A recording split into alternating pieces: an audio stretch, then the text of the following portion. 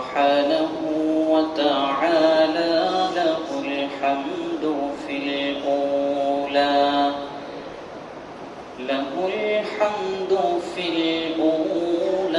والآخرة وهو على كل شيء قدير.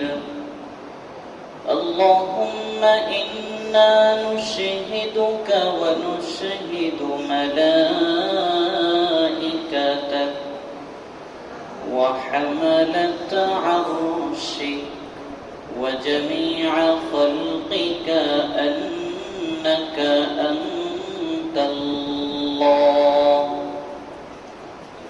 لا إله إلا أنت فهو الواحد الفرد الصمد الذي لم يلد ولم يولد ولم يكن له كفوا أحد.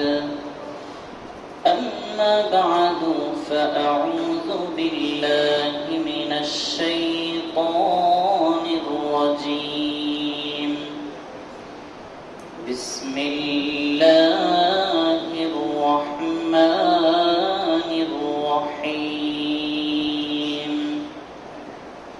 حافظوا على الصلوات والصلاة الوسطى وقوموا لله قانتين. فإن خفتم فرجالا أو ركبانا فإذا أمنتم فاذكروا الله كما علمكم ما لم تكونوا تعلمون. وقال النبي صلى الله عليه وسلم: الجنة تحت أقدام الأمهات، أو كما قال عليه الصلاة والسلام. नहीं है दो जहां में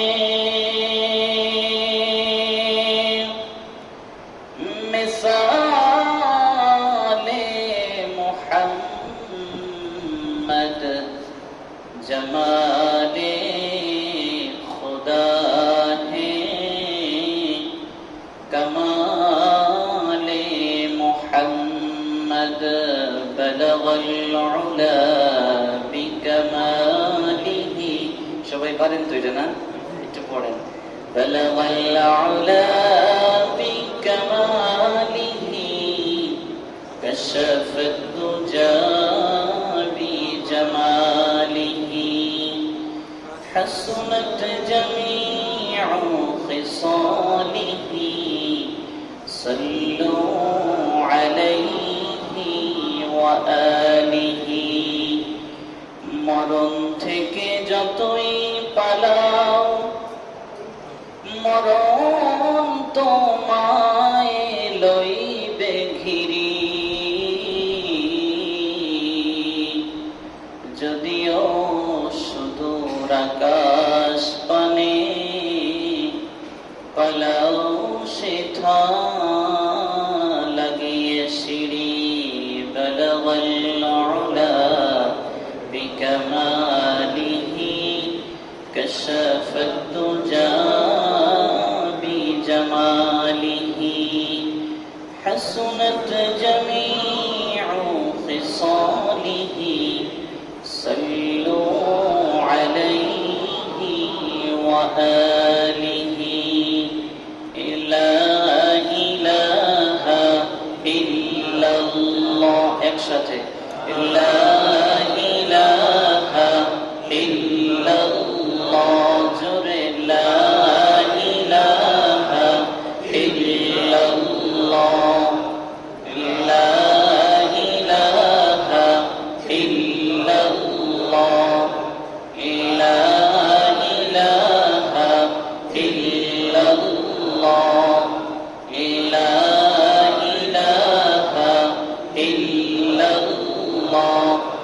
নামাজ রোজা সাইরো না, মা বাবার খেদমত ভুইলো না।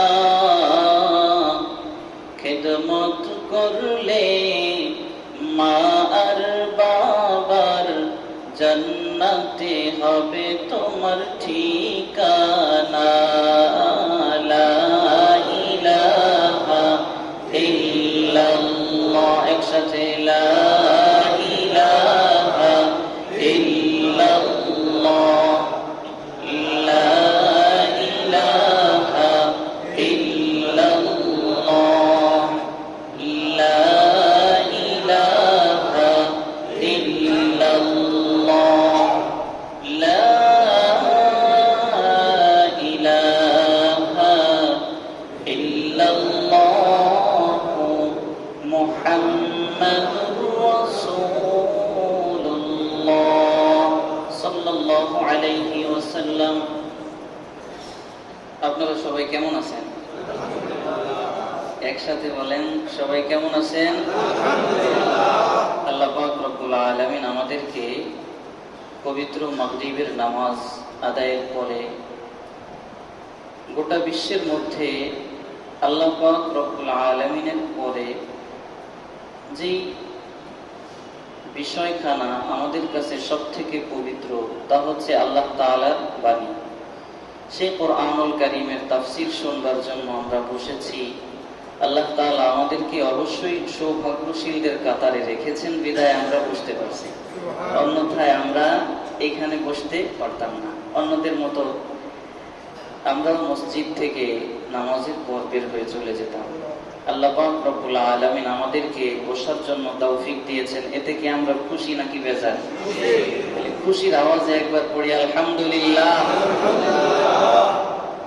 আজকে মহাগ্রন্থ আল কোরআনুল কারীমের সূরা বাকারার 238 নম্বর আয়াত থেকে নিয়ে তাফসীর শুরু হবে। এই আয়াতে কারিমার শুরুতে বলা হয়েছে নামাজের ব্যাপারে।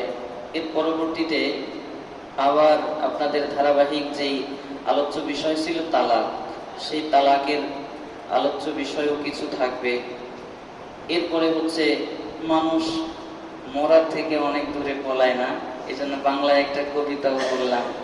মানুষ কিন্তু মরণকে সাংঘাতিক ভয় পায়, কিন্তু মরার থেকে কি কেউ আজ পর্যন্ত শুনছেন বাঁচতে পারছে? কেউ এরকম কোন হুজুরের কাছ থেকে হোক বা আপনারা ইতিহাস থেকে হোক, কেউ কি এরকম কিছু পাইছেন যে অমুকে চেষ্টা করে বাইচে রয়েছে আজ পর্যন্ত? নাই। তো কোরআন এবং হাদিসের নিগুড় তত্ত্ব হচ্ছে এইটাই, মরণ থেকে কেউ বাঁচতে পারে না। মরার থেকে বাঁচার চেষ্টা করলে আমাদের কোনো লাভ হবে না। তবে লাভ কোন জায়গায়?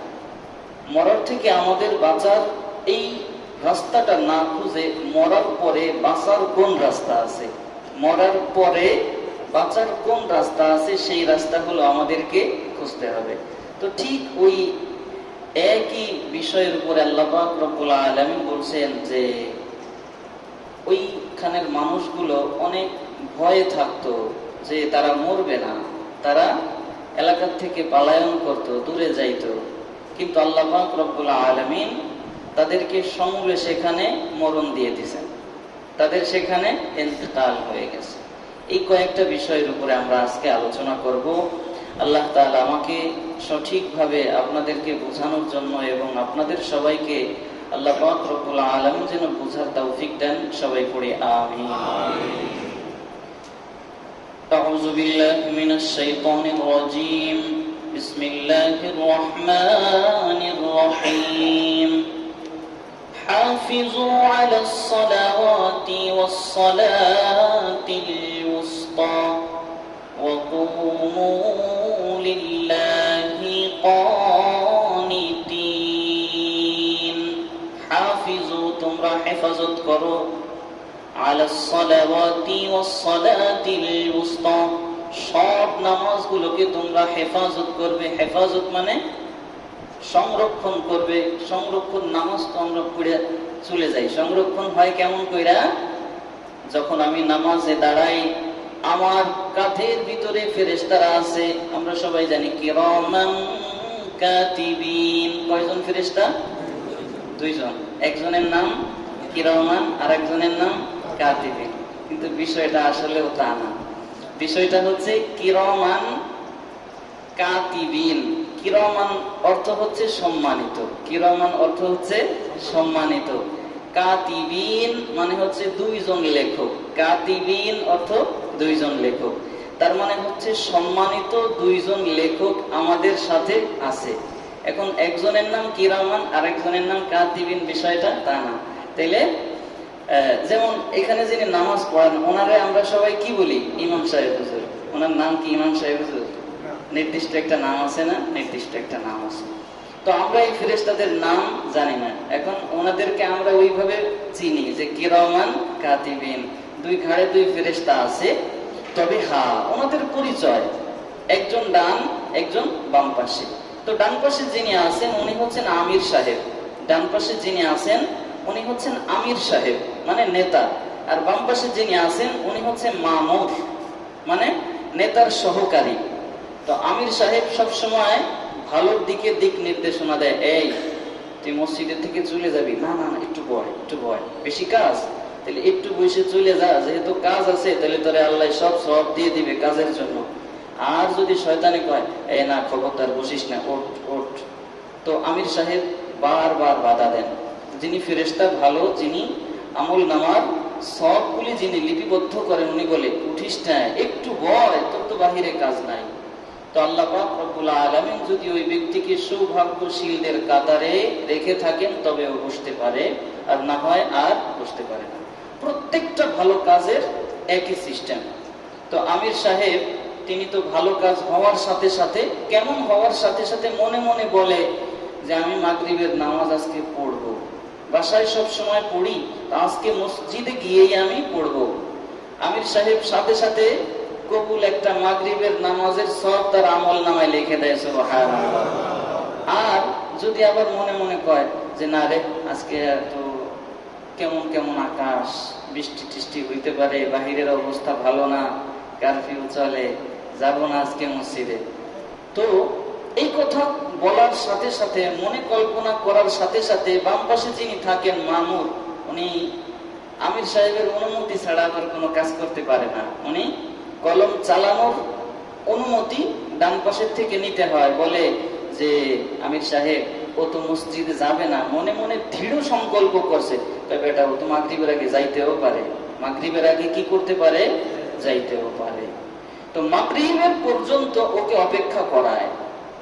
মাগরিব পর্যন্ত যদি ওই ব্যক্তির কোনো এমন কোন ওসিলা থাকে যে মসজিদে আসা লাগবে না, একটু অসুস্থ হয়েছে, অথবা বৃষ্টিটা অনেক বেশি হয়েছে, অথবা শত্রুর ভয় আছে, এমন যদি কোনো বিষয় মাগরিব পর্যন্ত পাওয়া যায়, তাহলে আমির সাহেব বলে এই ও না যাক, তাতে কি হয়েছে দেখ, ওর তো নির্দিষ্ট একটা কারণ আছে, কি বৃষ্টি আসলো, ও যাবে কেমন করে, যতই নিয়ত করুক যাবে না, হয়তোবা মন ঘুরতো যাইতো, তুই লেখিস না। এটা হচ্ছে আমির সাহেবের কাজ। আর মামুর তিনি কি করেন? তিনি শুধু জিজ্ঞাসা করেন যে আমি কি লিখবো কি লিখবো না। এখন মাগরিবের কোনো মসজিদে আসার মতো সব রাস্তা খোলা ছিল, কোনো রাস্তা তার বন্ধ নাই, এরপরেও আসে নাই। মাগরিবের সময় যখন পার হবে তখন আমির সাহেব অনুমতি দেয়, হ্যাঁ তাহলে তুমি এখন লেখো, যেহেতু যায় নাই, তবে একটা লেখো, তবে একটা গোনা লেখো, একটা। বলে আপনি লিখলে তো একসাথে অনেকগুলো লেখেন, আরে আমি লিখলি তো ওই ব্যক্তির কল্যাণ হয়। আমি যখন কলম চালাই ওর আমল নামা তখন সব দিয়ে ভরতে থাকে, ও জান্নাতের রাস্তায় অগ্রসর হয়, জাহান্নাম থেকে মুক্তি পায়, এই জন্য আমি লিখতে থাকি। তুই লিখলি তো সে জাহান্নামের দিকে যাবে, এই জন্য তোকে আমি বারণ করি, সুবহানাল্লাহ। এই জন্য আমরা নামাজকে কি করব? হেফাজত করব। হেফাজত করলে আমরা খাতায় উঠান, খাতায় উঠাইলে জাহান্নামের রাস্তাটা আস্তে আস্তে দূরে যায়, জান্নাতের রাস্তাটা আস্তে আস্তে আমাদের সামনে চলে আসে। জাহান্নাম এত দূরে যায়, এত দূরে যায় যে জাহান্নামী ব্যক্তি যখন আল্লাহ পাক রব্বুল আলামিনের অর্ডার হবে, যখন তার এই বিষয়টি তার উপরে কার্যকর করা হবে, তখন 500 মাইল দূর থেকে তার গায়ের মধ্যে জাহান্নামের যেই আগুনের ধোঁয়া আছে সেই ধোঁয়ায় তার গা ঝলসে যাইতে থাকে। 500 বছর দূরের রাস্তায় যদি তার গা ঝলসে যায় তাহলে জাহান্নামের নিকটবর্তী হইলে কি অবস্থা হবে? এই জন্য আমরা নামাজ পড়ব, জাহান্নামকে দূরে দিব এবং জান্নাতকে আমরা নিকটবর্তী করব। আর এই নামাজকে আল্লাহ পাক রব্বুল আলামিন দুইটা ভাবে আমাদেরকে পড়তে বলছে। এক নম্বর যে নামাজকে তোমরা হেফাজত করবে, নামাজকে হেফাজত করবে। এরপরে আমরা জানি ওয়া আকিমিস সালাহ, আকিম, যত জায়গা আল্লাহ পাক রব্বুল আলামিন নামাজকে পড়তে বলছেন সব জায়গায় বলছেন কায়েম করতে, সব জায়গা কায়েম করতে। তো নামাজ কায়েম করে আমাদেরকে হেফাজত করতে হবে। এক নাম্বার নামাজকে আমাদের কায়েম করতে হবে, দুই নাম্বার নামাজকে হেফাজত করতে হবে। এক নাম্বার নামাজ কায়েম হবে, দুই নাম্বার নামাজকে কি করতে হবে? হেফাজত করতে হবে। কায়েম করলে হেফাজতটা সম্ভব, নামাজ কায়েম করলে নামাজ হেফাজত সম্ভব, কিন্তু হেফাজত করলে কায়েম করা সম্ভব না। বলে নামাজ হেফাজত তো আমি একা করব, আমি একা নামাজ হেফাজত করলাম, মাগরিবের নামাজ পড়লাম, মাগরিবের নামাজ আমার থেকে হেফাজত হয়ে গেল, কিন্তু নামাজ কায়েম কাকে বলে? নামাজ কায়েম বলা হয় আমি নামাজ পড়লাম, আমার স্ত্রী নামাজ পড়লো কিনা, আমার মা নামাজ পড়লো কিনা, আমার সন্তান নামাজ পড়লো কিনা, আমার পরিবারের প্রত্যেকটি সদস্য নামাজ পড়লো কিনা, এই বিষয়ে আমাকে অবগত থাকা। তারা নামাজ পড়লে আলহামদুলিল্লাহ, না পড়লে নামাজের ব্যাপারে তাদেরকে তাকিদ দেওয়া, একে বলে নামাজ কায়েম করা। আর হেফাজত করা কোনটা? সময় হইল আইসে পড়লাম, সব হয়ে গেল, এই হেফাজত হইল। হেফাজত হইলে কায়েম হয় না, আর কায়েম হইলে অটোমেটিক হেফাজত হয়ে যায়। আল্লাহ তাআলা আমাদের সবাইকে নামাজ কায়েম করার জন্য তৌফিক দান করেন। সবাই পড়ি আমিন। হাফিজু আলাস সালাওয়াত, প্রত্যেকটি নামাজকে তোমরা হেফাজত করো। ওয়াস সালাতিল উসতা, বিশেষ করে ওয়াস সালাত আল উসতা, মধ্যবর্তী নামাজকে তোমরা কি করবে? হেফাজত করবে। মধ্যবর্তী নামাজ সমস্ত মুফাসসিরিন ইকরাম, মুহাদ্দিসিন ইকরাম একমত। তাফসীর ইবনে কাসির এবং অন্যান্য যে তাফসীর গ্রন্থগুলো আছে সবাই বলছেন আসরের নামাজ। সবাই বলছেন কোন নামাজ? আসরের নামাজ। বলি কেন আসরের নামাজ? আসরের নামাজ এই জন্যই এখানে ও সালাতুল উসতা দিয়ে বোঝানো হয়েছে যে মানুষ জোহরের ওয়াক্তে নামাজ শেষ করে এরপরে আবার কাজে লিপ্ত হয়, আবার কাজে লিপ্ত হয়। আর এই কাজটা গিয়ে মাগরিব পর্যন্ত গড়ায়, এই কাজ মাগরিব পর্যন্ত গড়ায়। মাগরিবের পূর্ব মুহূর্তে আসরের রক্ত যায়, আসরের রক্ত যায়, তখন আসরের নামাজ পড়ে, এরপরে আবার সাথে সাথেই মাগরিবের রক্ত চলে আসে, তাই মাগরিবের নামাজ পড়ে নেয়। এই জন্য আল্লাহ তাআলা সতর্ক করছেন সব নামাজকে হেফাজত করো। ওয়াস সালাতিল উসতা, বিশেষ করে মধ্যবর্তী নামাজকে তোমরা হেফাজত করবে। মধ্যবর্তী নামাজ আসরের নামাজ।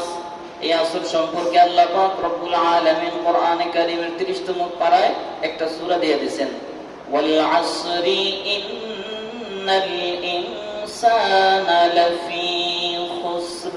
পারেননি সবাই? পড়েন তো, ওয়াল আসরি ইন্নাল ইনসানা লাফি খুসর ইল্লাল্লাযীনা আমানু وعملوا الصالحات وتواصوا بالحق وتواصوا بالصبر। আল্লাহ পাক রব্বুল আলামিন বলেন ওয়াল আসর, আসর, আসরের কসম। এই ওয়াও মানে হচ্ছে আল্লাহর কসম। ওয়াও মানে কি? আমরা বলি না আল্লাহর কসম আমি এই কাজটা করি নাই। তো আল্লাহ তাআলা আমাদেরকে তাকিদ বোঝানোর জন্য বললেন সময়ের কসম। ওয়াল আসর, সময়ের কসম। ইন্নাল ইনসানা লাফি খুসর, ইন্নাল ইনসান, নিশ্চয়ই সমস্ত মানুষ, লাফি খুসর, ক্ষতির মধ্যে রয়েছে। সব মানুষ কিসের মধ্যে? ক্ষতির মধ্যে রয়েছে। এখন পৃথকীকরণ হচ্ছে, ইল্লাল্লাযীনা আমানু, যারা ঈমান আনে তারা ক্ষতির ভিতরে নাই। এক নম্বর কি? ইল্লাল্লাযীনা, যারা আমানু, আল্লাহর উপরে কি করে? ঈমান আনে। ওয়া আমিলুস সালিহাত, এবং ভালো কাজ করে। ওয়া আমিলুস সালিহাত, আমলে সালেহ মানে ভালো কাজ করে, দুইটা শর্ত পাওয়া গেল। এক নাম্বার ঈমান আনে, দুই নাম্বার ভালো কাজ করে। এরপরে ওয়াতাওয়াসাউ বিল হাক্কি, ভালো কাজকর্মের বিষয়ের উপরে আদেশ দেয়, ভালো কাজকর্মের বিষয়ের উপরে আদেশ দেয়, মানে ন্যায় ইনসাফের সাথে যেই কাজগুলো হওয়ার কথা সেই কাজের প্রতি তিনি কি করেন, ওয়াতাওয়াসাউ বিল হাক্কি, ভাই হক ভাবে করে, ভাই তুই হক ভাবে কর, এটা তো আমরা বাংলায় বলি না, হক কথা কইস। হ্যাঁ, তো হকের উপরে যিনি কি করেন, উপদেশ দেন। ওয়াতাওয়াসাউ বিস সবর, এবং সবরের উপরে কি করেন, উপদেশ দেয়। যে বিপদে পড়ছো, যা না, আল্লাহ আমারে আর দেখলো না, আল্লাহ আমারে আর কি করলো না, দেখলো না, সব বিপদ আল্লাহ আমার উপরে রাখছে। নাউজুবিল্লাহ, আস্তাগফিরুল্লাহ। আল্লাহ পাক রব্বুল আলামিন বিপদ আপদ মানুষকে দেন পরীক্ষার জন্য, বিপদ আপদ মানুষকে দেন পরীক্ষার জন্য, এক নাম্বার। দুই নাম্বার, বিপদ আপদ মানুষকে দেন গুনাহ থেকে মাফ করার জন্য। তাহলে দুইটাই ভালো, দুই বিষয়ই ভালো, খারাপের কোনো রাস্তাই নাই। তাহলে আমি যদি বলি সব বিপদ আল্লাহ খালি আমারে দেয়, তাহলে অশুকরিয়া হইল নাকি? অশুকরিয়া হয়ে গেল। আল্লাহ পাক রব্বুল আলামিন এমন কথা থেকে আমাদেরকে হেফাজত করেন, সবাই পড়ি আমিন। তাহলে এই যে আমরা এখন যেই বিষয়গুলো বলতেছি, আমরা সবগুলো হচ্ছে তাফসীর বিল কোরআন, মানে যে এইখানে যে আয়াত আছে কোরআনের অন্য জায়গায় যে এই আয়াতের ব্যাখ্যা আছে, এই ব্যাখ্যাগুলো যদি আমরা পাই তাহলে সেটা হচ্ছে সব থেকে ভালো। এরপরে কোরআনের ভিতরে এই আয়াতের আর ব্যাখ্যা পাইতেছি না, তাহলে খুঁজতে হবে হাদিসের ভিতরে। তো এরপরে তাফসীর বিল হাদিস। তো এখন এই যে এই আয়াতের সম্পূর্ণই হচ্ছে আমরা তাফসীর বিল কোরআন শুনলাম, তার মানে হচ্ছে এইগুলা প্রত্যেকটা বিষয় আমাদের উপরে পালন করা অত্যাবশ্যক, আমাদের প্রত্যেকটা বিষয়ে পালন করাটা আবশ্যক। তাই আমরা এই আয়াতে কারিমার ভিতর থেকে শিক্ষা নিলাম কি, হাফিজু আলাস সালাওয়াত, সব নামাজকে আমাদের কি করতে হবে, কায়েমের সাথে হেফাজত করতে হবে। এক নাম্বার এই আয়াতের শিক্ষা আমাদের, এক নাম্বার নামাজ কায়েমের সাথে আমাদেরকে নামাজকে সপরিবারে আমাদেরকে সদল বলে হেফাজত করতে হবে। দুই নাম্বার ওয়াসসালাতিল উসতা, আসরের নামাজ সম্পর্কে আলাদাভাবে আবার নতুন করে বললেন ওয়াসসালাতিল উসতা, খবরদার আসরের নামাজ যেন হেরফের না হয়। আসরের সময় যখন হবে তখন যেন তুমি কোনো কাজের ভিতরে ব্যস্ত না হও, মনে মনে বলবা কেবল তো আসরের আযান হইল, এখনো পর্যন্ত মাগরিবের সময় আসতে প্রায় 1.5 ঘন্টা, এখন লম্বা সময় থাকে। তো এই মনে কইরা চিন্তা করলাম একা একা নামাজ পড়বো। আল্লাহ রাসূল কি বলছেন, যে এই বেটা মানুষ, তোমরা যাদের তোমাদের উপরে নামাজটা ফরজ, যাদের শারীরিক অবস্থা ভালো, মসজিদে যাবার যাদের ক্ষমতা আছে, শক্তি আছে, তারা যদি মসজিদে না গিয়ে বাড়িতে নামাজ পড়ে, আমি নবীর ইচ্ছা করে তাদের ঘরগুলি আগুন দিয়ে জ্বালাইয়া ফেলি। তাহলে ঘর যদি জ্বালাইতে ইচ্ছা করে, তাহলে দোকান জ্বালাইতে ইচ্ছা করে না? ঘর বাড়ি যা কিছু আছে সব কিছুই জ্বালাইতে ইচ্ছা করে নবীর। কোন কারণে? শরীরে শক্তি আছে, কোনো অপারগতা নাই। এরপরেও যদি মসজিদে জামাতে আমি শরীক না হই, চিন্তা করলাম না একটু দূর, শরীরটা মেসমেস করতেছে, বাড়িতেই নামাজ পড়ি। ফেরেশতারা বলে তোর উপরে গজব নাজিল হোক, ফেরেশতারা বদদুয়া করে তোর উপরে গজব নাজিল হোক। এই জন্য ফেরেশতাদের বদদুয়ার ভিতরে আমরা কেউ পড়বো না। ফেরেশতাদের গুনাহ আসেনি, ওরা তো নূরের তৈরি। তাহলে মানুষে বদদুয়া দিলে যদি লাগে যায়, তাহলে ফেরেশতারা বদদুয়া দিলে লাগবে না? লাগবে। এই জন্য এই বদদুয়া গুলো থেকে আমরা আল্লাহ তাআলার কাছে পানা চাই। আল্লাহ তাআলা আমাদেরকে হেফাজত করেন, সবাই পড়ি আমিন। তাহলে প্রথম আয়াতের শিক্ষা আমাদের সবার মনে থাকলো তো ইনশাআল্লাহ? খালি শুনবেন আর বাড়ি চলে যাবেন, তাহলে কিন্তু বিষয় আর কিছু থাকলো না। হ্যাঁ, কিছুই থাকলো না। তাহলে এই আয়াতে আমাদের সব নামাজকে হেফাজত করতে বলা হয়েছে, বিশেষ করে আসরের নামাজের প্রতি আমাদের যত্নবান হইতে বলা হয়েছে। হাফিজু আলাস সালাওয়াতি ওয়াস সালাতিল উসতা ওয়া কুমু লিল্লাহি কানিতিন। এখন অনেকেই দোকান থেকে আসবো, অনেকেই বাড়ি থেকে আসবো, সামনে আবার কাজ ঠেকাই নিয়ে আসি, নামাজের পরে আমার এই কাজ, নামাজের পরে অমুক কাজ। এই জন্য এটা বলছেন ওয়াকুমু, আর কুমু তুমি দাঁড়াও, লিল্লাহি আল্লাহর জন্য, লিল্লাহি আল্লাহর জন্য, আল্লাহ তাআলার সামনে কুমু দাঁড়াও। কেমন করে দাঁড়াবা? কানিতিন, ভীত সন্ত্রস্ত, আদব আখলাক ইখলাসের সাথে, আদব আখলাক ইখলাসের সাথে খুশু খুজু থাকে এমন অবস্থায় তুমি কি করবা? আল্লাহর সামনে দাঁড়াবা। ইমাম সাহেবরা যদি একটু বড় সূরা ধরে দোষ হয়ে যায় না, যে দূর এই হুজুরে খালি বড় বড় সূরা কিরাত পড়ে।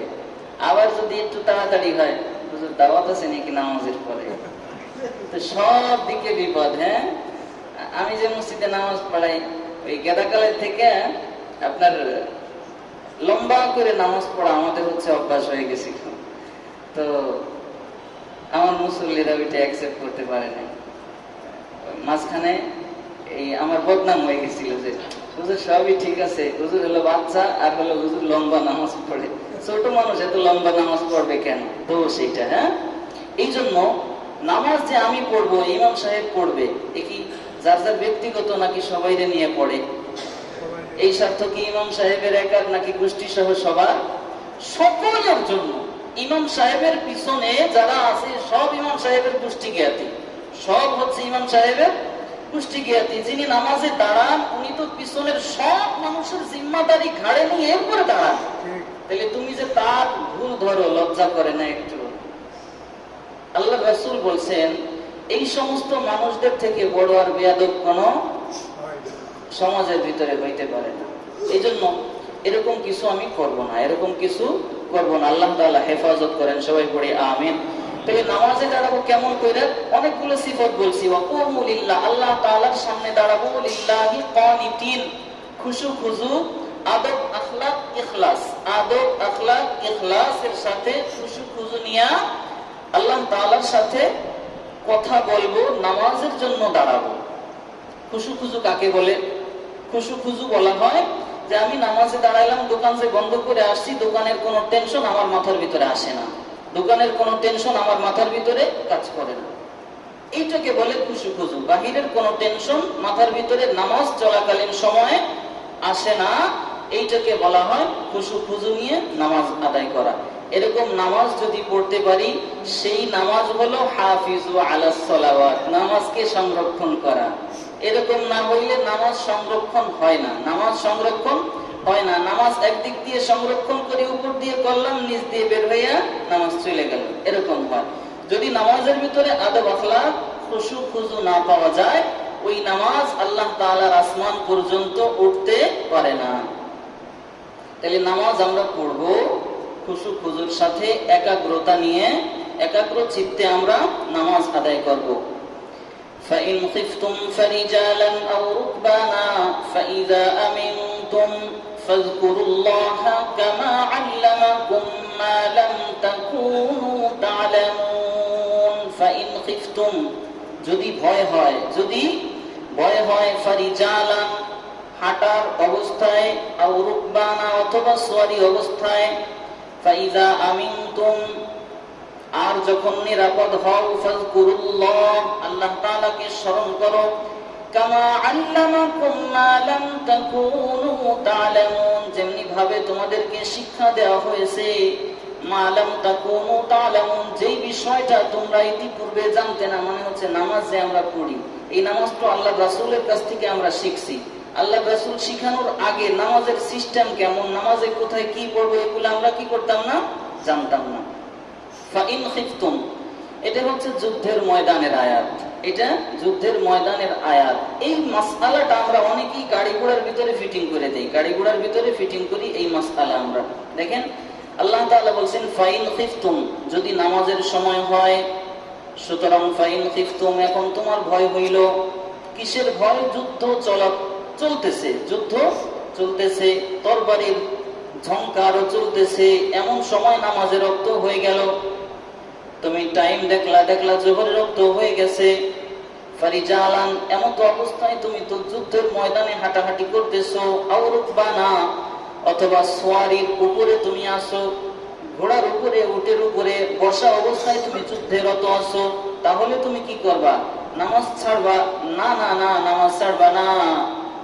ফাইন খিফতুম ফারিজালান আও রুকবানা, যে অবস্থায় আছো, হাঁটার ভিতরে যদি তুমি থাকো, ওই হাঁটার ভিতরেই তুমি পূর্ব পশ্চিম তোমার লাগবে না, পূর্ব পশ্চিম কি করা লাগবে না, তোমার বাছাই করার দরকার নাই।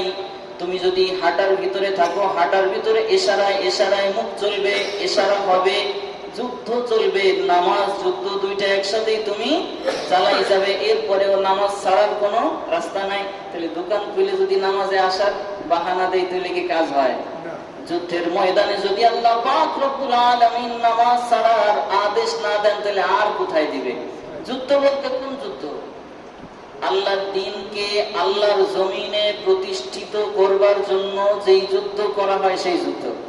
আল্লাহর দ্বীনকে আল্লাহর জমিনে প্রতিষ্ঠিত করবার জন্য যেই যুদ্ধ করা হয় সেই যুদ্ধের কথা এখানে বলা হয়েছে। তাহলে হাঁটার ভিতরে থাকলে হাঁটার ভিতরে নামাজ পড়বে, সোয়ারির উপরে থাকলে সোয়ারির উপরে নামাজ পড়বে। ফাইজা আমিনতুম ফাযকুরুল্লাহা কামা আল্লামাকুম মা লাম তাকুনু তা'লামুন। ফাইজা আমিনতুম, আর যখন তোমার যুদ্ধ শেষ হয়, ফাইজা আমিনতুম, যখন তুমি নিরাপদ হও, আর যখন তুমি নিরাপদ হও, ফাযকুরুল্লাহ, তুমি আল্লাহ তাআলার জিকির করো, আল্লাহ তাআলার জিকির করো। ফাযকুরুল্লাহ, কেমন জিকির করবা? কামা আল্লামাকুম, যেইভাবে তোমাকে শিক্ষা দেওয়া হয়েছে। কামা, যেমনি ভাবে, আল্লামাকুম, তোমাদেরকে শিক্ষা দেওয়া হয়েছে। বলে কি শিক্ষা দেওয়া হয়েছে এই ব্যাপারেও যদি কেউ প্রশ্ন করে, আল্লাহ উত্তর দিয়ে দিয়েছেন, মা লাম তাকুনু তা'লামুন, যেই বিষয় সম্পর্কে তোমরা অবগত ছিলে না সেই বিষয় সম্পর্কে তোমাদেরকে শিক্ষা দেওয়া হয়েছে, অর্থাৎ নামাজ। এই নামাজ সম্পর্কে তোমরা ইতিপূর্বে তোমরা কি করতে না, জানতে না, এই বিষয় তোমাদেরকে শিক্ষা দেওয়া হয়েছে। ফাইজা আমিনতুম, যখন তোমরা নিরাপদ হবে তখন ঠিক আবার সুন্দরভাবে যেমন করে শিক্ষা দেওয়া হয়েছে ওরকম ভাবে তোমরা নামাজ পড়বে। কেমন? ওই যে কুমু লিল্লাহি কানিতিন, খুশু খুজুর সাথে। খুশু খুজু ব্যতীত নামাজ পড়লে সেই নামাজ হবে না। তাহলে এই যে যুদ্ধের ময়দানের ক্ষেত্রে শুধুমাত্র সোয়ারির উপরে নামাজ পড়া যায়। সোয়ারিকে আমরা বলি যানবাহন। এখন তো আর ঘোড়ার উপরে, উটের উপরে কেউ চড়ে না এক জায়গা যাওয়ার জন্য। তাহলে এই বিষয়টা শুধুমাত্র কিসের জন্য খাস? যুদ্ধের জন্য খাস। আর এখন আমরা ঢাকা থেকে রওনা হয়েছি চট্টগ্রাম, এখন মাঝখানে তো নামাজ বাইরে গেছে। তাহলে আপনি এমন সময় গাড়িতে উঠবেন কেন যেখানে নামাজের জন্য বিরতি দেয় না? এমন ওই গাড়িতে উঠবো আমি কেন? এক নাম্বার। দুই নাম্বার হচ্ছে, গাড়িতে আমি যদি উঠি সেই গাড়ি সম্পর্কে আমাকে আগেই নিশ্চিত হইতে হবে গাড়ি কি আমাকে নামাজের সময় দিবে কিনা। কারণ অনেক গাড়ি আছে নামাজের সময় দিবে না। এখন কথা হলো যে ঘটনাক্রমে হয়েই গেছে, উঠেই গেছে, কি করব? সেইখানে আপনি যদি ওই সিটের উপরে নামাজ পড়েন, সেই নামাজটা ঘরে এসে আবার আপনার জন্য কি করতে হবে? পড়তে হবে। ঘরে এসে আবার সেই নামাজ কি করবেন? পড়ে নেবেন। সেই সময় আপনি হলো যেই নামাজটা আদায় করলেন সেইটা হলো আল্লাহরে বলে রাখলেন যে আল্লাহ, আমি তোমারে ভুলি নেই, আমি তোমার নামাজটা পড়তাম। এখন গাড়ির ভিতরে ওরা আমারে কেউ কি করে না, সুযোগ দেয় না। এই জন্য আমি কি করলাম? এখানে তোমারে বুঝাইলাম যে আল্লাহ, আমি তোমারে ভুলি নেই, তোমার হুকুম পালনে আমি চেষ্টা করছি। এখন আপনি যদি চিন্তা করেন যে মনে হয় থামাবে না, মনে হয় থামাবে না, এই চিন্তা চেতনা নিয়ে আপনি গাড়ির ড্রাইভারকে বললেন না। আমার কাছে মনে হয় না যে 2 জন 5 জন বা এমন কোন ব্যক্তি যদি আপনারা হন, বিশেষ করে শহরে যারা বসবাস করে বেশিরভাগ মানুষেরই ক্ষমতা অনেক থাকে। তো আপনি যদি আপনার ক্ষমতা না, ওইখানে যদি ক্ষমতার দোহাই দিলেন আর অনুনয় বিনয় করলেন, ভাইরে আমি নামাজ ছাড়ি না কোনো সময়, তুই 5টা মিনিট সময় দে, দেখবেন যে বাথরুম যদি চাপে কারো, গাড়ি কিন্তু দাঁড়ায় না? গাড়ি দাঁড়ায় যায়। যদি খালি বলেন এই তোর গাড়ি কিন্তু আমি এখন নষ্ট করে দিব, দাঁড়া কর, দেখবেন যে গাড়ি দাঁড়ায় গেছে। কিন্তু আপনি বলবেন যে আমার নামাজের সময় চলে যায়, একটু দাঁড়াবে না কেন?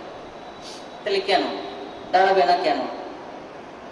তাহলে দুনিয়া নষ্ট হওয়ার জন্য গাড়ি 5 মিনিট 10 মিনিট 20 মিনিট আমার জন্য কি করতে পারে?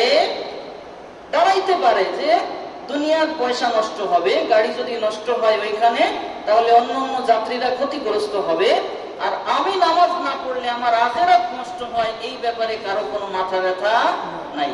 এই জন্য আমাকে আগের থেকেই সব বিষয়ে যাই না, এরপরে গাড়িতে কি করতে হবে? ভ্রমণ করতে হবে। আর একটা বিষয় হচ্ছে, ভ্রমণ করা সুন্নত এবং উত্তম সময় হচ্ছে ফজরের পর। ভ্রমণে বের হওয়ার জন্য উত্তম সময় কখন? ফজরের পর। ফজরের পরে আল্লাহ পাক রব্বুল আলামিন এই সময়ের ভিতরে বরকত রাখছেন, এই সময়ের ভিতরে বরকত রাখছেন। এই সময়ে ভ্রমণ করার জন্য সময়ও কিন্তু লম্বা, ফজর থেকে যোহর পর্যন্ত। এখান থেকে যদি কেউ ঢাকা রওনা হন, অনেক আগে পৌঁছে যাবেন। এমনকি এখান থেকে চট্টগ্রাম গেলেও মোটামুটি ভাবে আপনি যোহরের নামাজ ওইখানে গিয়ে সুন্দরভাবে পড়তে পারবেন। হয়তোবা জামাত পাবেন না, কিন্তু কি করতে পারবেন? নামাজ সঠিকভাবে পড়তে পারবেন। আর যদি গাড়িওয়ালারা ভালো কোনো জায়গায় কি করে নামাজ পড়ার সুযোগ দেয়, তাহলে তো আলহামদুলিল্লাহ। এই জন্য এই বিষয়গুলো আমাদেরকে আগের থেকে জানা দরকার। ফাইন খিফতুম ফারিজালান আও রুকবানা, যুদ্ধের ময়দানের জন্য যে অবস্থায় আছে ওই অবস্থায় ইশারায় নামাজ পড়বে। আর গাড়ি ঘোড়ায় বর্তমান অবস্থার ভিতরে যদি এমন হয়, এমন কোন জালেম গাড়ির ভিতরে যদি আপনি উঠে পড়েন যে আপনাকে নামাজের সময় দেয় না, তবে সেই সময় আপনি কি করবেন? পূর্ব পশ্চিম যদি নির্ধারণ করতে পারেন তো পারলেন, আর যদি না পারেন কিছু করার নাই, যেইভাবে আছেন ওইভাবে নামাজ পড়বেন। নিজেকে নিজে জিজ্ঞেস করবেন, এই পশ্চিম কোন দিক? একে বলে তাহারি, একে বলে কি? তাহারি। নিজে নিজে চিন্তা করা, এই পশ্চিম কোন দিক হইতে পারে রে? তখন আপনার মনে যেদিকে সাক্ষ্য দিবে ওইদিকে আপনি কি করবেন? পশ্চিম বানাইয়া নামাজ পড়বেন। এরপরে গাড়ির থেকে নাইমে আবার ওই নামাজটা নতুন করে আদায় করবেন। যুদ্ধের ময়দান যদি সামনেও যদি কখনো যুদ্ধের প্রয়োজন হয়, ইসলামকে কায়েম করবার জন্য যদি এমন পরিস্থিতি হয়, তখন আবার এই হাঁটা অবস্থায়, ওই আরোহণ অবস্থায় আবার নামাজ পড়া যাবে। কিন্তু এই আমরা যারা স্বাধীন ভালো মানুষ, এর জন্য ওইভাবে নামাজ পড়া যাবে না।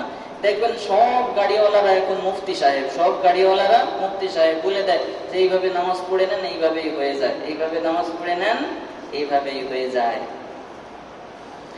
والذين يتوفون منكم ويذرون أزواجا وصية لأزواجهم متاعا إلى الحول غير إخراج فإن خرجنا فلا جناح عليكم فيما فعلن في أنفسهن من معروف والله عزيز حكيم والذين يتوفون منكم ويذرون أزواجا যদি কেউ নিজের স্ত্রীকে রেখে ইন্তেকাল করে, ওয়াল্লাযীনা ইউতাওয়াফাউনা, আর যারা ইউতাওয়াফাউনা মিনকুম তাদের স্ত্রীদেরকে রেখে ইন্তেকাল করে, ওয়াযারুনা আজওয়াজা তাহলে তাদের স্ত্রীদের পক্ষে তারা কি করবে? ওসিয়ত করবে। ওয়াসিয়াতান লিআজওয়াজিহিম, তাদের স্ত্রীদের পক্ষে, তাদের স্ত্রীদের অনুকূলে হয় এমন কি করবে? ওসিয়ত করবে। মাতাআন ইলাল হাউলি, 1 বছর পর্যন্ত যেন তাকে কি করা হয়? খরপোশ দেওয়া হয়। গায়রা ইখরাজ, তাকে যেন বের করে দেওয়া না হয়। হুজুর আগে তো শুনছিলাম 4 মাস 10 দিন, এখন 1 বছর বলেন যে? আইয়ামে জাহিলিয়াতের সময় তারা 1 বছর পর্যন্ত কি করত? তারা ইদ্দত পালন করত। মহিলারা 1 বছর পর্যন্ত ইদ্দত পালন করত। এই যে হচ্ছে তার দলিল। তো এরপরে আল্লাহ পাক রব্বুল আলামিন সহজ করবার জন্য মহিলাদের জন্য কি করলেন? ইদ্দত নির্ধারণ করে দিলেন কতদিন? 4 মাস 10 দিন, যে আলোচনা আপনাদের আগে চলে গেছে। তো 4 মাস 10 দিন হচ্ছে যখন একটা স্বামী কি করে? মারা যায়, ইদ্দত পালন হয়, তখন তার জন্য কতদিন? 4 মাস 10 দিন। তার মানে হচ্ছে মহিলাদের 4টা পিরিয়ড পার হইতে হয়। কয়টা? 4টা পিরিয়ড পার হইতে হয়। বলে হুজুর কেন? ইমামে আজম আবু হানিফা রাহমাতুল্লাহি আলাইহি উনি বলছেন যে যেমন এইখানে হচ্ছে ইন্তেকাল করার পরে কতদিন? 4 মাস 10 দিন। কেন করা হয়? যে ইন্তেকাল হয়ে গেলে একজন স্ত্রী সে কি হয়ে যায়? টেনশনে অনেক রোগাক্রান্ত হয়ে যায়। তো এই হলো এক সমস্যা। দ্বিতীয় সমস্যা হচ্ছে, যারা ডাক্তার আছেন, যারা একটু শিক্ষিত, তারা বুঝবেন যে একজন পুরুষ যখন একটা নারীর কাছে যায়, তো সে যদি তার থেকে বিরত থাকে, তাহলে অন্তত পক্ষে 4 মাস 10 দিনের আগে যদি ওই মহিলার কাছে দ্বিতীয় কোনো মানুষ যায়, তাহলে সে রোগে আক্রান্ত হবে। এটা হচ্ছে মেডিকেল সায়েন্স বলে, বর্তমানে মেডিকেল সায়েন্স এটা বলে। আর এই বিষয়টা আল্লাহ রাসূল আজ থেকে 1400 বছর আগে জানাই দিয়ে গেছেন যে শোনো, 4 হায়েজ অতিক্রান্ত হওয়ার আগে যদি ওই মহিলার সাথে কেউ যদি মিলিত হয়, তাহলে ওই পুরুষ কি হয়ে যাবে, ওই মহিলা থেকে রোগে আক্রান্ত হবে। এই জন্য কি করা যায় না, 4 মাস 10 দিনের আগে ওই মহিলা দ্বিতীয় কোনো জায়গায় কি করতে পারবে না, বিবাহ বসতে পারবে না। কেন?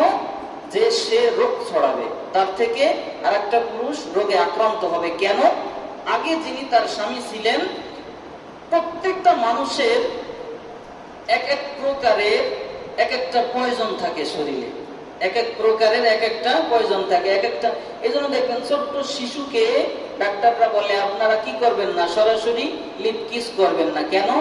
আপনি তো বয়স্ক, আপনার থুতুর ভিতরে একটু শক্তিশালী পোকামাকড় আছে, ও বাচ্চা মানুষ, সেটাও কি করতে পারে না, অ্যাকসেপ্ট করতে পারে না। তো ঠিক তদ্রূপ ভাবে আল্লাহ পাক রব্বুল আলামিন মুমিনদের জন্য এইটা কত আসান করে দিয়েছেন, সরাসরি কোরআনের বিধান দিয়েছেন যে 4 মাস 10 দিনের আগে যেন ওই মহিলা দ্বিতীয় কোন জায়গায় কি না করে, বিবাহ না বসে। কেন?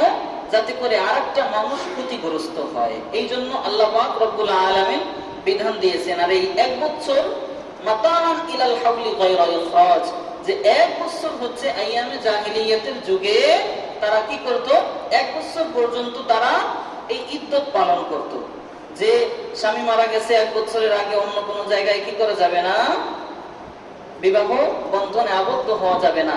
এই জন্য আল্লাহ পাক রব্বুল আলামিন দেখলেন যে প্রয়োজন যতটুকু তাকে ওই পর্যন্ত ধরে রাখা হোক, প্রয়োজনের অতিরিক্ত কারো উপরে কি করা যাবে না, জুলুম করা যাবে না। 4 মাস 10 দিন হয়ে গেছে, এখন এই মহিলার ঘরে যদি খাবার না থাকে, এই মহিলাকে খাবার দিবে কে, এই মহিলাকে দেখাশোনা করবে কে? এই যে এখানে দেখেন আল্লাহ পাক রব্বুল আলামিন এবং ইসলাম নারীদের কি পরিমাণের অধিকার দিছে, নারী যেন কষ্ট না পায়, এই জন্য নারীকে অন্যত্র বিবাহ বন্ধনে আবদ্ধ হওয়ার অনুমতি দিয়ে দিয়েছেন। এখন সে যদি বিবাহ বন্ধনে আবদ্ধ হইতে না চায়, তাও কোনো সমস্যা নাই, কারণ হচ্ছে সে সচ্ছল, এখন সে চাচ্ছে না, কারণ এখন সে মন মানসিকতার দিক থেকে সে কি না, সচল না, এই জন্য সে বিয়ে বসবে না, তো অসুবিধা নাই। কিন্তু যে আর্থিকভাবে অসচল থাকে, সে কি করবে?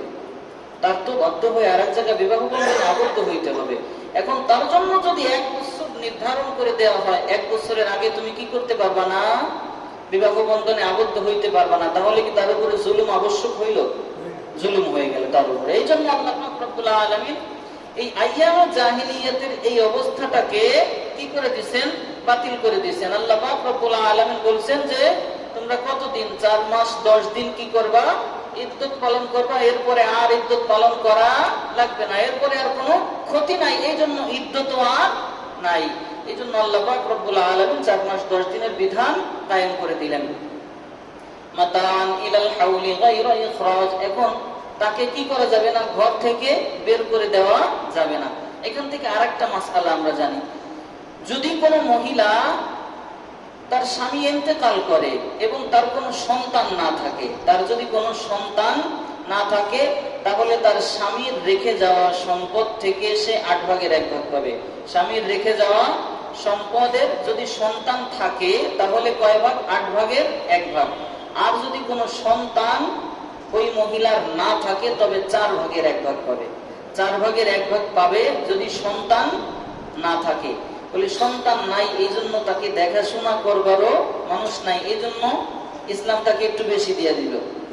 আর যদি সন্তানরা থাকে, তারপরেও ওই নারীর হাত খরচের জন্য আল্লাহ পাক রব্বুল আলামিন বিধান কায়েম করে দিয়েছেন যে 8 ভাগের 1 ভাগ ওই স্ত্রী স্বামীর রেখে যাওয়া সম্পদ থেকে সম্পদ পাবে। এখান থেকে ওই স্ত্রীকে বঞ্চিত করবার মতো কোনো সামর্থ্য কারণে যদি কেউ করে, ওই ব্যক্তি কিয়ামতের দিন জালেম হিসেবে আল্লাহ তাআলার কাঠগড়ায় বিবেচিত হবে। ওসিয়াতাল লিআজওয়াজিহিম, স্ত্রীদের পক্ষে তারা কি করবে? ওসিয়ত করবে যে এই আমার স্ত্রীকে যেন খবরদার কষ্ট না দাও, আমার স্ত্রীকে আমার সম্পদ থেকে সঠিকভাবে খাবার দিবা, গায়রা ইখরাজ, ঘর থেকে বের করা ব্যতীত, মানে আমি যা তোরে দাওয়াই দিলাম কিন্তু তোর টাকা পয়সা পৌঁছাই দিব, টাকা পয়সা কি করব? পৌঁছাই দিব। আল্লাহ রাসূল সাল্লাল্লাহু আলাইহি ওয়াসাল্লামের জামানায় একজন তার স্ত্রীকে রেখে গেছে, ইন্তেকাল হয়ে গেছে। ইন্তেকাল হওয়ার পরে এবার সে আল্লাহ রাসূলের কাছে আসছে, ইয়া রাসূলুল্লাহ, ইয়া হাবিবাল্লাহ, আমার স্বামীর ইন্তেকাল হয়ে গেছে, আমার স্বামী আমার জন্য এমন কোন ঘর আমার জন্য রেখে যায় নাই যেখানে থেকে আমি ইদ্যত পালন করব। নির্দিষ্ট করে আমার স্বামী আমাকে কোনো কি করে নাই, ঘর দিয়ে যায় নাই। স্ত্রীদের হক তাকে সুন্দর একটা ঘর দিয়ে দেওয়া, স্ত্রীদের হক স্বামীর উপরে স্ত্রীকে কি করা, সুন্দর একটা ঘর দেওয়া। যেমন এখন তো হুজুর বাসা বাড়ি, আমরা এক ফ্ল্যাটের ভিতরে 4 জন থাকি, ওরে আলাদা ঘর দিব কোথায়? অত বড় জমিদার কি আমরা? তাহলে আপনি একটা রুম দিয়ে দেন, একটা রুম আপনার স্ত্রীর জন্য, যেখানে তার সাজা পূজার জিনিস, তার ব্যক্তিগত জিনিস যেন সে কি করতে পারে, সংরক্ষণ করতে পারে, যে কেউ যেন ওখানে হস্তক্ষেপ করতে না পারে। এই অধিকার দিছে কে? আল্লাহ। অধিকার খর্ব করার অধিকার কি আপনার আছে? দিলে নাই। যেই অধিকার আল্লাহ তাআলা দিবেন, সেই অধিকার খর্ব করার মতো ক্ষমতা আল্লাহ তাআলা আমাদেরকে কি করেন নাই, দেন নাই। যদি খর্ব করেন, ওই আগে বলছি, তাহলে জালেমদের কাতারে আপনি আপনার নাম নিজে নিজে লিখে নেবেন, আল্লাহ তাআলা লেখা লাগবে না। কারণ হচ্ছে কি, দুনিয়া দিলেন আল্লাহ, জীবনও আল্লাহর, হুকুম আল্লাহর, খালি বসাবো আমি, তা কি হয় নাকি? তা তো হয় না। আল্লাহ তাআলার জমিনে থাকতে, যেমন এক আয়াতে কারিমার ভিতরে আল্লাহ পাক রব্বুল আলামিন বলেন, তুমি গুনাহ করবা, করো, তোমার গুনাহ করার ইখতিয়ার আছে, তবে কোথায়? আমার জমিনের ভিতরে না। আমার জমিনের ভিতরে তুমি কি করতে পারবা না? গুনাহ করতে পারবা না। আমার জমিনকে সাইডে দিয়ে অন্য কোন জায়গায় যাইয়ে তুমি কি করো? গুনাহ করো। আল্লাহ তাআলার জমিন ব্যতীত আর কোন জায়গা কি আপনি খুঁজে পাবেন? কিছু পাবেন না। এই জন্য তার মানে হচ্ছে গুনাহ করার কোনো অপশন আমার আর আপনার নাই। এই জন্য স্বামীদের পক্ষে আমাদের কি করতে হবে? যদি ইন্তেকাল হয়ে যাবে এমন মনে হয়, তবে পরিবারের কাছে ওসিয়ত করতে হবে। ওসিয়ত মানে কি? ওসিয়ত মানে হইল মরণের আগে স্ত্রীর জন্য হোক বা আপনার কাছে লেনদেন আছে, এই ব্যাপারে পরিবারকে কি করে যাওয়া, অবগত করে যাওয়া, যে দেখ আমি তো মরে যাব মনে হয়, আমার কাছে তেমন সুবিধা মনে হচ্ছে না, তো আমি অমুকের কাছে ঋণ আছি, 5,000 টাকা অমুকে পাবে, তো তারে টাকাটা পৌঁছাই দিও। আমার স্ত্রীকে যেন ঘর থেকে বের না করো, আমার স্ত্রীকে ঘরে রেখে তাকে খরপোশের ব্যবস্থা করে দিও। এরকম কি করা? ওসিয়ত করা।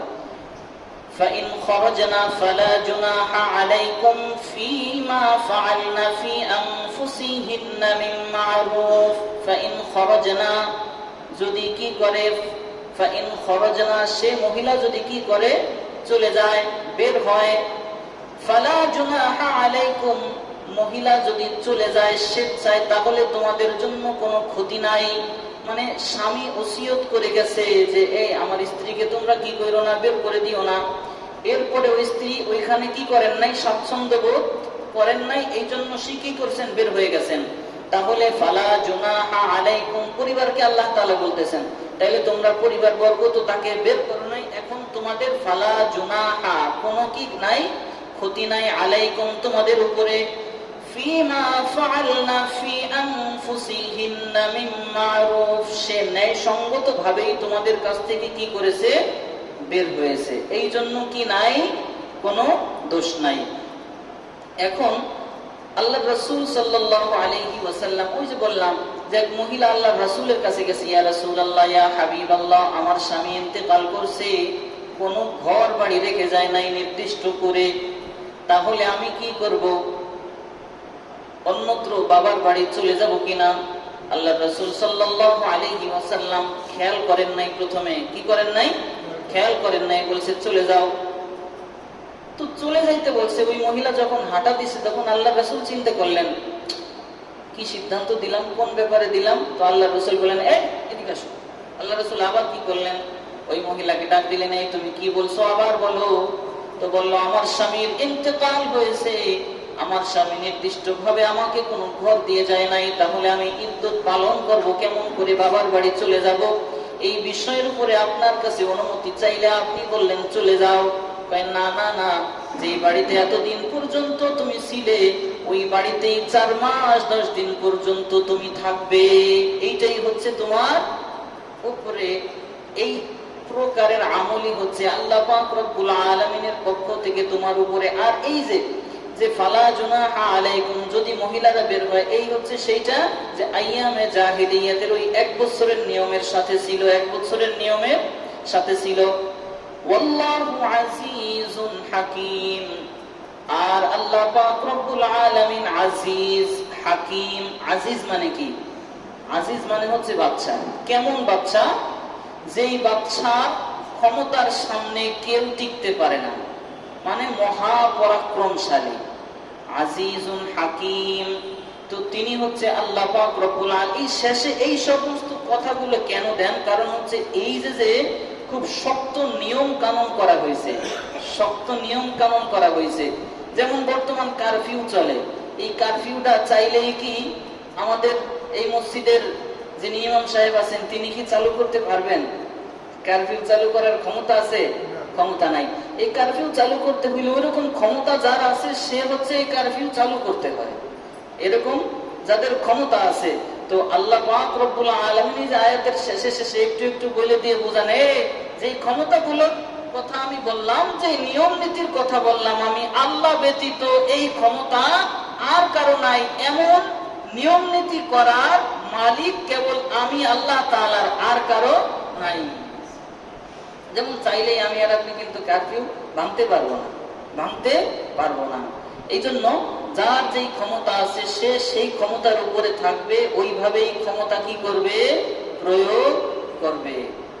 ওয়ালিল মুতাল্লাকাতি মাতাউন বিল মারুফ হাক্কান আলাল মুত্তাকিন। ওয়ালিল মুতাল্লাকাত, আর তালাক প্রাপ্ত যে মহিলারা আছে তাদেরকে মাতাউন বিল মারুফ, ন্যায় সঙ্গত ভাবে তাদেরকে মাতাউন, খরপোশ দিবে, খাবার দাবার, টাকা পয়সা, কাপড় পোশাক যা কিছু লাগে, এটা কি করবে? বিল মারুফ, ন্যায় সঙ্গত ভাবে তাদেরকে দিবে, তাদের সাথে কি করা যাবে না? অন্যায় করা যাবে না। হাক্কান আলাল মুত্তাকিন, হাক্কান আলাল মুত্তাকিন, যারা ন্যায় ইনসাফের সাথে আছে তারা হলো কি? মুত্তাকিন। মুত্তাকি বান্দারা তারা কি করবে? ন্যায় সঙ্গত ভাবে কাজ করবে। এই জন্য আমাদের মুত্তাকি হইতে হবে। মুত্তাকি কাকে বলে? ইয়া আইয়ুহাল্লাযীনা আমানু তাকুল্লাহ, ইয়া আইয়ুহাল্লাযীনা আমানু, হে ঈমানদাররা, ইত্তাকিল্লাহ, তোমরা কি করো? আল্লাহ তাআলাকে ভয় করো। আল্লাহ তাআলাকে দেখা যায়নি, আল্লাহ তাআলাকে দেখা যায় না, না দেখে ভয় করার নাম তাকওয়া, না দেখে ভয় করার নাম তাকওয়া। তো না দেখে যখন আমি ভয় করব, না দেখে যখন আল্লাহ তাআলাকে দেখা যায় না, এরপরে আমি আর আপনি ভাবতেছি যে আল্লাহ তাআলা আমাকে দেখতেছেন। মিশকাত শরীফের হাদিসের মধ্যে আসে যে আরেক প্রকার বলছে আমাল ইহসান, ইহসানটা কি? তো বলতেছে হাদিসে জিবরাইল, এটা জিবরাইল আলাইহিস সালাম বলতেছেন যে শোনো, এটা হচ্ছে আনতাবুদাল্লাহ, কেমন যেন? আনতাবুদাল্লাহ কাআন্নাকা তারাহু, নামাজে যে দাঁড়াবা তুমি মনে করো কাআন্নাকা তারাহু, কেমন যেন তুমি আল্লাহ তাআলাকে দেখতেছো, কেমন যেন তুমি আল্লাহ তাআলাকে দেখতেছো। ফাইল্লাম তাকুন তারাহু, যদি তুমি এরকম দেখতে না পারো, মনে মনে যদি তুমি এমন করে কি করতে না পারো? দেখতে না পারো, ফাইন্নাহু ইয়ারাকা, তাহলে মনে মনে এই চিন্তা করো আল্লাহ পাক রব্বুল আলামিন, ফাইন্নাহু, নিশ্চয়ই তিনি, ইয়ারাকা, তোমাকে দেখতেছে। এরকম চিন্তা চেতনা যদি আমার ভিতরে আপনার ভিতরে থাকে তাহলে নামাজের ভিতর থেকে বাহিরে মন যাবে? যাবার কোনো সুযোগ নাই। এইটাকে বলে ইহসান। আমরা বলি না ইহসানের সাথে একটু করেন। ইহসান মানে দয়া অনুগ্রহ। এই দয়া অনুগ্রহ নিজের উপরে নিজে আগে করতে শিখতে হবে। আমি আমার উপরে জুলুম করতে পারবো না। আমরা নামাজের শেষে একটা দোয়া পড়ি, আল্লাহুম্মা ইন্নী যালামতু নাফসি, আমি জুলুম করছি নাফসি, আমার উপরে। তাহলে আমার উপরে জুলুম আমি কেমন করে করি? নামাজ খুশু খুজুর সাথে না পড়ে আমার উপরে আমি জুলুম করি, ইসলামের হুকুম আহকাম গুলো না মেনে আমি আমার নিজের উপরে জুলুম করি। এই জুলুম গুলো কি করা যাবে না? নিজের উপরে নিজেরা করা যাবে না। তাহলে আল্লাহু আজিজুন হাকিম, যে যেমন ক্ষমতা সে ওরকম অর্ডার করতে পারে, আর যার যে ক্ষমতা নাই সে ওরকম অর্ডার কি করতে পারে না। কাযালিকা ইউবাইয়িনুল্লাহু লাকুম আয়াতিহি লাআল্লাকুম তা'কিলুন। এমনই ভাবে ইউবাইয়িনুল্লাহ, আল্লাহ তাআলা কি করেন? বর্ণনা করেন, লাকুম তোমাদের জন্য। এমনই ভাবে এই যে উপরে যে আলোচনাগুলো হইল এইগুলোর কথাই বলতেছে। কাযালিকা, এইভাবেই, ইউবাইয়িনুল্লাহ, আল্লাহ তাআলা কি করেন? বর্ণনা করেন, লাকুম তোমাদের জন্য, আয়াতিহি বিভিন্ন নিদর্শন।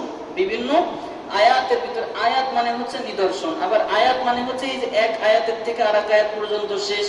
এই আয়াতগুলোর ভিতরে আয়াতিহি, এই আয়াতগুলোর ভিতরে আল্লাহ পাক রব্বুল আলামিন তোমাদের জন্য, ইউবাইয়িনুল্লাহ তোমাদের জন্য এই বর্ণনাগুলো রেখেছেন। কেন?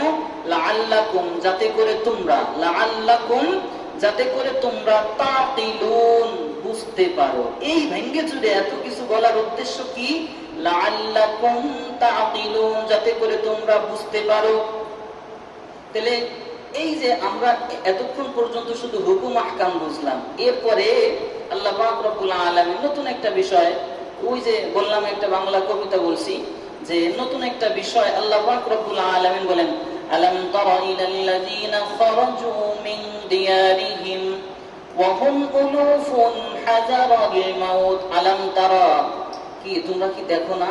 আল্লাহ তাআলা বলেন, হ্যাঁ আলাম তারা। যেমন আমরা যদি কেউ প্রশ্ন করি, এই তুমি দেখো নাই, দেখো নাই, তো আল্লাহ পাক রব্বুল আলামিন আলাম তারা, তোমরা কি দেখো না?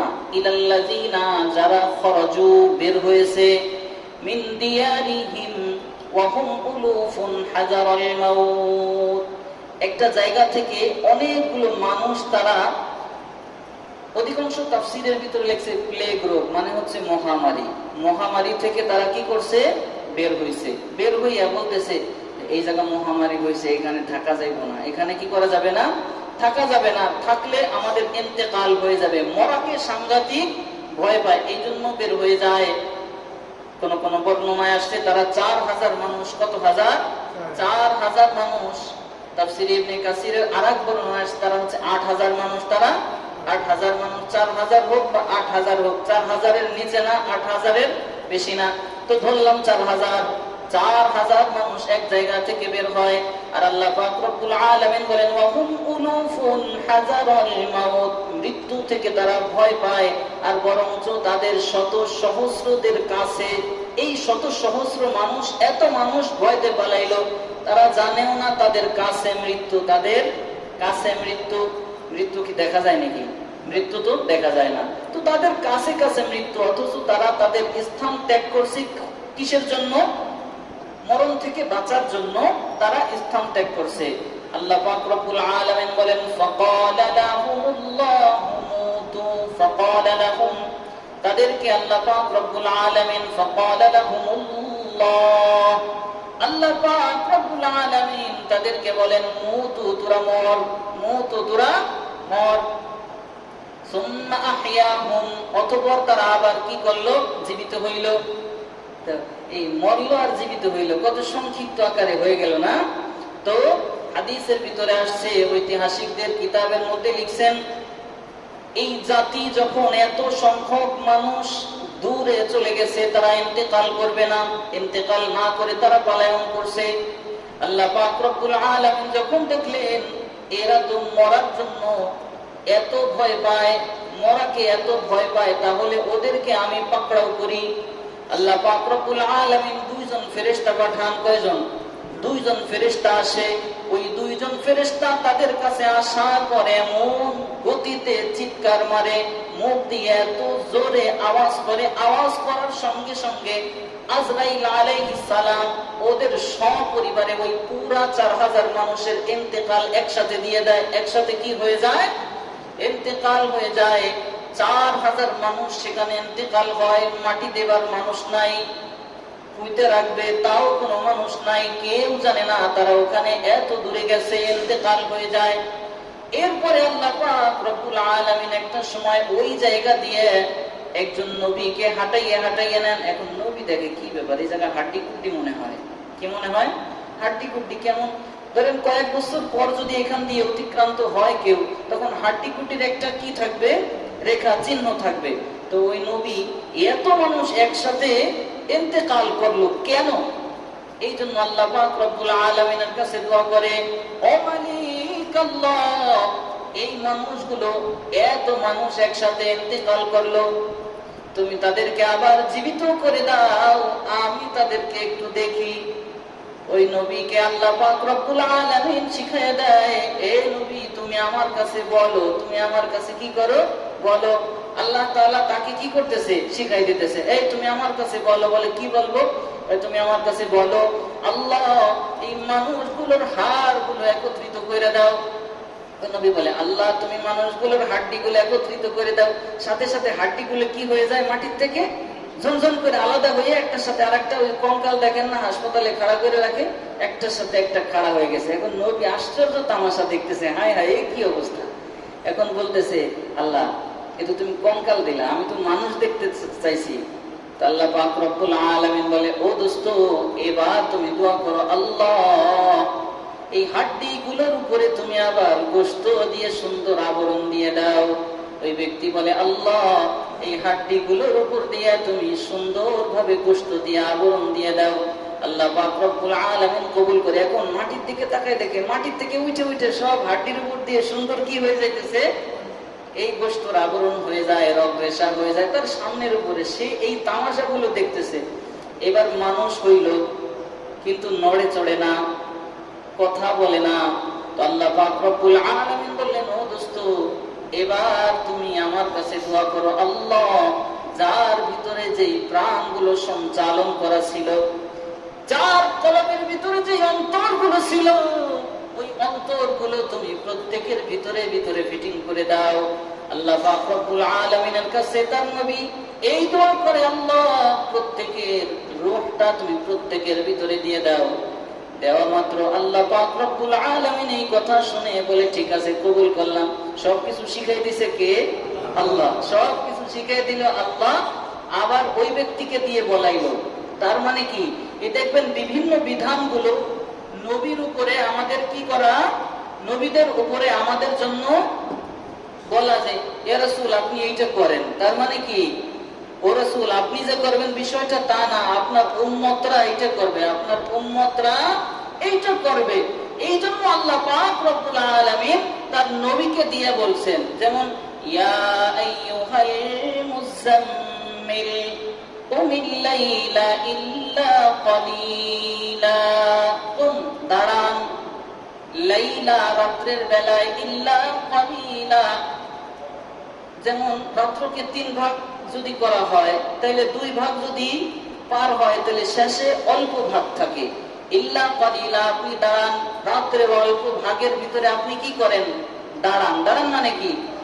ওই যে আগে পড়ছি, মানে হচ্ছে দাঁড়ান। আল্লাহ তাআলা যদি বলে দাঁড়ান, সেই দাঁড়ানোর মানে কি? আপনি নামাজে দাঁড়ান। আল্লাহ পাক রব্বুল আলামিন যদি বলেন দাঁড়ান, সেই দাঁড়ানোর মানে কি? নামাজে দাঁড়ান, এমনি এমনি দাঁড়ান না। তাইলে এই জন্য আল্লাহ পাক রব্বুল আলামিন আমাদেরকে বলতেছে, এই দাঁড়াও। তার হাবিবকে যে বললেন যে দাঁড়ান, ইয়া আইয়ুহাল মুযাম্মিল কুমিল লাইলা ইল্লা কলিলা, রাত্রের একটা অংশে আপনি কি করেন? দাঁড়াইয়া থাকেন। হাদিসের কিতাবের মধ্যে আসছে, আল্লাহর রাসূল সাল্লাল্লাহু আলাইহি ওয়াসাল্লাম রাত্রির বেলায় এত লম্বা নামাজ পড়তেন, যেই নামাজ পড়ার জন্য আল্লাহর রাসূলের পা মোবারক ফুলে যেত। তাহলে আল্লাহ রাসূল এত লম্বা নামাজ পড়তেন, পা মোবারক ফুলে যেতেন, কারো কোনো অভিযোগ ছিল না।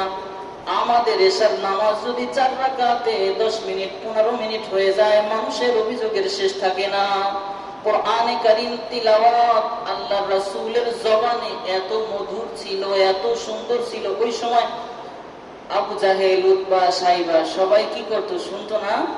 সবাই কোলাকুলি খেলে শুনতো।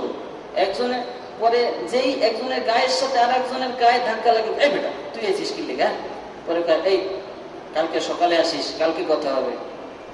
এখনের মতো শোন। আল্লাহ রাসূল সাল্লাল্লাহু আলাইহি ওয়াসাল্লাম মধুর কণ্ঠে কোরআনে কারীমের তিলাওয়াত করে, সবাই শুনে।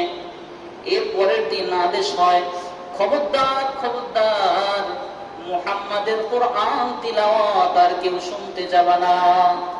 তো এই আদেশ যখন হয়ে যায়, এখন সবাই চিন্তা করে, যাকে আমরা বড়রা আদেশ দিছি, কালকে আর কেউ যাবে না।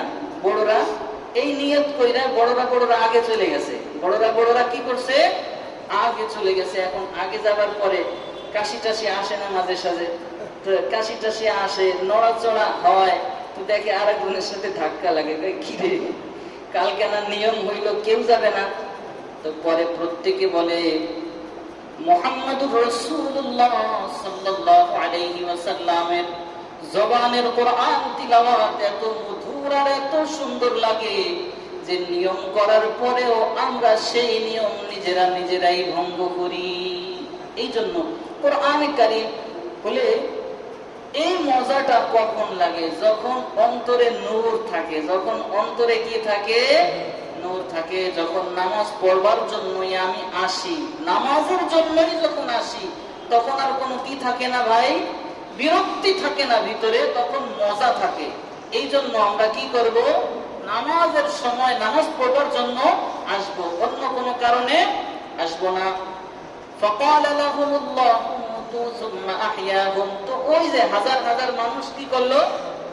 ইন্তেকাল করলো। আবার ওই হাজার হাজার মানুষকে আল্লাহ পাক